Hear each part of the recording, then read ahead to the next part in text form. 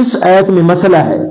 کہتے ہیں جس کے دل میں کسی صحابی کی طرف سے بغض یا کدورت ہو اور وہ ان کے لیے دعائے رحمت و استغفار نہ کرے وہ مومنین کی اقسام سے خارج ہے. کیونکہ یہاں مومنین کی 3 قسمیں فرمائی گئیں: مہاجرین، انصار، ان کے بعد والے جو ان کے تابع ہوں، یعنی مہاجرین اور انصار جو صحابہ کرام رضی اللہ تعالی عنہم ہیں، ان کے جو تابع ہیں ایمان والے، وہ تیسرے نمبر پر ہیں. کہتے ہیں کہ وہ کیا کرتے ہیں؟ وہ دعا کرتے ہیں کہ ان کی طرف سے دل میں کوئی کدورت اے رب ذوالجلال ہمارے دلوں میں نہ رکھ، اور ان کے لیے دعائے مغفرت جو ہے وہ تیسری جو قسم والے مؤمنین ہیں، یعنی مہاجرین اور انصار کے بعد آنے والے بعد والے جو تیسری قسم والے ہیں کہ وہ اس طرح دعا کرتے ہیں.